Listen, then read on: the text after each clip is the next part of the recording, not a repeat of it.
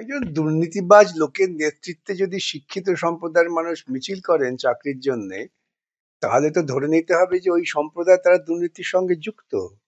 মুখ্যমন্ত্রী থেকে শুরু করে ওর যত অনুগামী অনুসারী আছে প্রত্যেকরা হচ্ছে উন্মাদ। নমিনেশন ফাইল করার আদেশ দেবেন, আদালত বলবেন গুন্ডামি করে যা হচ্ছে সেটাই ঠিক, এটাই ওরা চান। কুণাল ঘোষের কি এখতিয়ার নেই? সব এখতিয়ার আছে, কোনটা ঠিক কোনটা বেঠিক। আমি যখন চৌর্যবৃত্তির নায়ক হব তখন আমার কাছে তো সব থাকবে। আন্দোলন বিক্ষোভ টিক্ষোভ হচ্ছে বেকার যুবকদের আবার বিভ্রান্ত করে তাদের চাকরি দেওয়ার নাম করে আবার টাকা উপায় রাস্তা, আর কিচ্ছু না। সরকার এদের দাবিতে সাড়া দিয়ে সব আইনি দিক খতিয়ে দেখে এদের নিয়োগ দিয়ে দিয়েছেন, কিন্তু বিকাশ ভট্টাচার্য একটা অন্যায় মামলা করে বিশ্বজিৎ বসুর এজলাসে এদের নিয়োগটা আটকে রেখেছে। স্যার, গতকাল আমরা যেমনটা দেখতে পেলাম 2016 সালের এসএলএসটি চাকরি প্রার্থীদের হাইকোর্ট চলো অভিযান কুণাল ঘোষের নেতৃত্বে। তারা বলেছেন যে মামলার ফাঁদে চাকরি আটকে রয়েছে, দ্রুত নিয়োগ করতে হবে, এই দাবিতেই তারা বিক্ষোভ করেছেন। কি বলবেন সে বিষয়ে? একজন দুর্নীতিবাজ লোকের নেতৃত্বে যদি শিক্ষিত সম্প্রদায়ের মানুষ মিছিল করেন চাকরির জন্য, তাহলে তো ধরে নিতে হবে যে ওই সম্প্রদায় তারা দুর্নীতির সঙ্গে যুক্ত। তারা প্রকৃতপক্ষে কুণাল বাবু বা তৃণমূলের সঙ্গে থেকে নিজেদের সামাজিক অসম্মান করছেন, এটা বুঝুন তারা। কিন্তু সেই জায়গায় দাঁড়িয়ে তারা তো একাধিক দাবি তুলেছেন। একাধিক দাবি তুলতেই পারেন, মানুষের দাবি তোলাটা তার মৌলিক অধিকার, কিন্তু এই দাবি তোলার পাশাপাশি কিছু কিছু নৈতিকতা থাকে।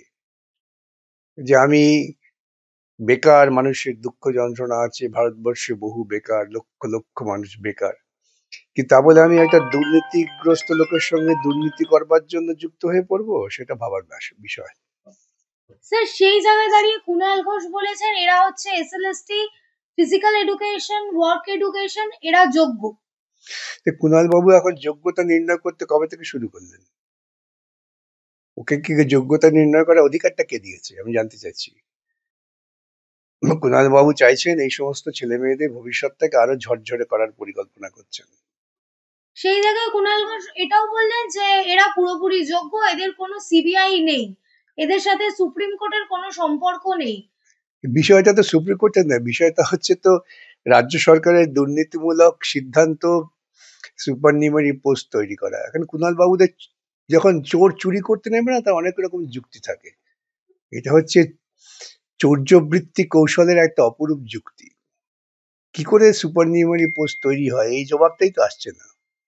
কিন্তু স্যার, রাজ্য সরকারের প্রসঙ্গে তিনি বললেন যে রাজ্য সরকার এদের দাবিতে সাড়া দিয়ে সব আইন খতিয়ে দেখে এদের নিয়োগ করে দিয়েছেন।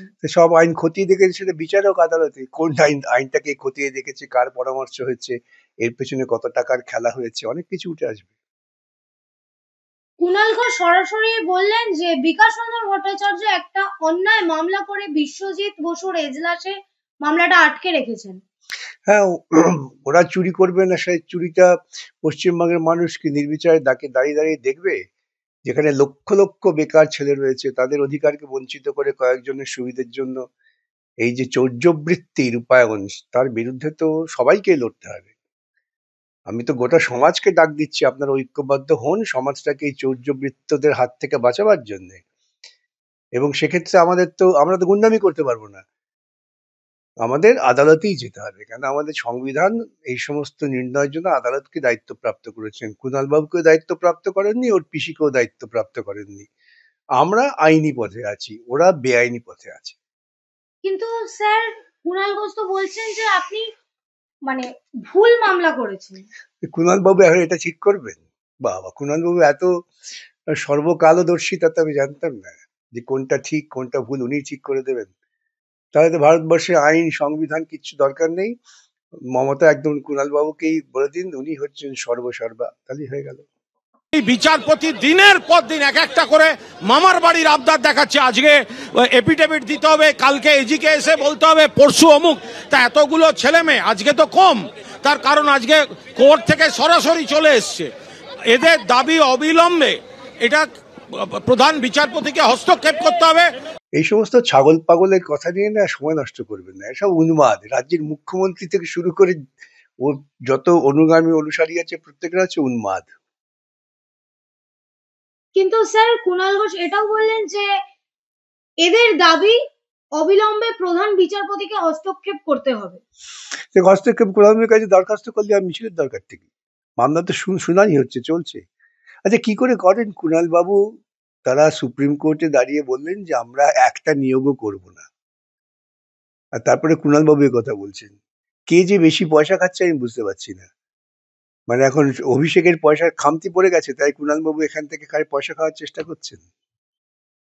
স্যার কুণাল ঘোষ এটাও বললেন যে বিচারপতি বিশ্বজিৎ বসুর মধ্যে নাকি অভিজিৎ গাঙ্গুলি প্রেত আত্মা লুকিয়ে আছে, সেরকমটাই ওদের দাবি।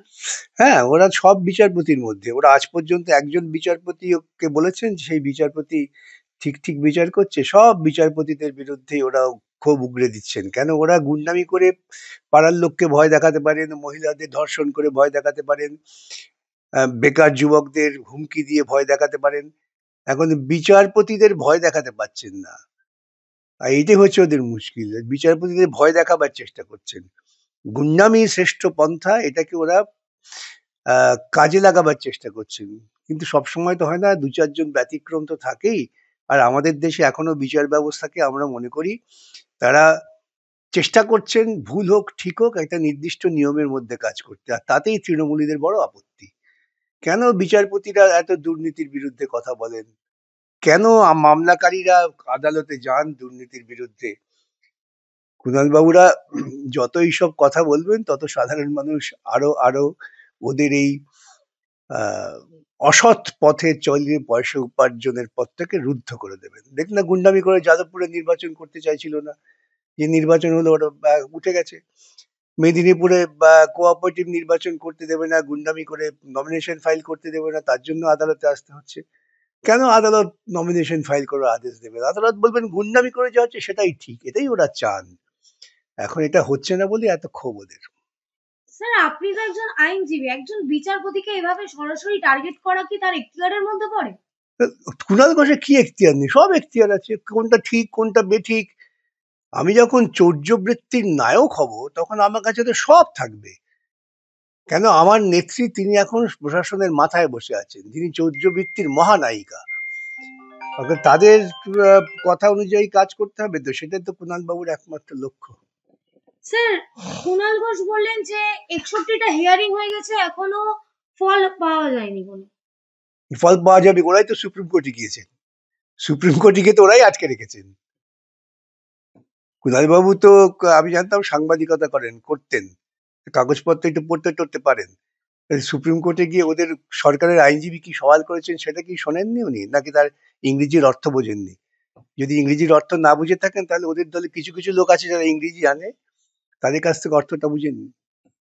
কিন্তু স্যার কুণাল ঘোষের এই আন্দোলন বা এই যে এইসব আন্দোলন টান্দোলন বিক্ষোভ টিক্ষোভ হচ্ছে বেকার যুবকদের আবার বিভ্রান্ত করে, তাদের চাকরি দেওয়ার নাম করে আবার টাকা উপায়ের রাস্তা, আর কিচ্ছু না। শাসক দলের পক্ষ থেকে এটা কি শুধুই একটা আইওয়াস বলে মনে হচ্ছে? আইওয়াস শুধু না, এটা হচ্ছে আরো কিছু টাকা তুলতে হবে। এসো আমাদের সঙ্গে লড়াই করো, টাকা দাও, আমরা টাকা চাকরি দেবো, এই তার কিছু না। কিন্তু স্যার সেই জায়গায় দাঁড়িয়ে 2016 সালে এসএলএসটি চাকরি প্রার্থীরা বারংবার আপনার নামেই কেন অভিযোগ করছেন? ওদের সকাল থেকে উঠে লোকে তো দেবতার নাম করে, সেই জন্য এটা হচ্ছে আর কি, ওদের শেখানো হয়েছে, তো কি করা যাবে। কিন্তু কালীঘাট অভিযানের সময় আমরা পুলিশকে যতটা অ্যাক্টিভ দেখেছিলাম, কালকে কিন্তু আমরা পুলিশকে না না, ততটা অ্যাক্টিভ দেখিনি। পুলিশ অ্যাক্টিভ হবে কেন? আচ্ছা, মহা মুশকিল। পুলিশের সঙ্গে কথা বলে তো কুণাল বাবু রাস্তায় নেমেছিলেন এবং দেখিয়েছেন আমরা কত সুশৃঙ্খল ভাবে বিক্ষোভ করি। এই যদি এসএফআই ডিওয়াইআই বা যথার্থ চাকরি প্রার্থীরা থাকতেন, তাহলে লাঠি দিয়ে মাথা ফাটিয়ে দিত। স্যার এই যে একের পর এক বিক্ষোভ বা একের পর এক আন্দোলন, এটা কতটা ন্যায্য? এই রাজ্য সবটাই চলছে অন্যায় এবং দুর্বৃত্তদের নিয়ন্ত্রণের মধ্যে দিয়ে। এখানে কোনো কাজ ন্যায়সঙ্গত আইনসঙ্গত হয় না। আমি তো বারবার বলছি, কোনো কাজ, বিশেষ করে নিয়োগের ক্ষেত্রে। স্যার নিয়োগ নিয়ে একের পর এক যে তথ্য উঠে আসছে, শাসক দলের একের পর এক নাম জড়াচ্ছে, সেই জায়গায় কুণাল ঘোষের এই বিক্ষোভ। না না না, কুণাল ঘোষের দুঃখ হচ্ছে যে উনি এখনো সরাসরি টাকাটা কন্ট্রোল করতে পারছেন না, আর কিছু না। আমার একেবারে শেষ প্রশ্ন, এই বিক্ষোভের ফলে আপনারা কি কোথাও না কোথাও পিছিয়ে যাবেন? আপনার কি মনে হয় আমরা পিছিয়ে যাওয়ার লোক? বারংবার ও তো তো আপনাদেরই নাম জড়াচ্ছে। আমার বাড়িতেও তো লোক পাঠিয়ে দিয়েছিল। যতক্ষণ আমি বেঁচে আছি, যতক্ষণ দেহে আছে প্রাণ, প্রাণপণে সরাবো পৃথিবীর জঞ্জাল, এ হচ্ছে আমাদের অঙ্গীকার।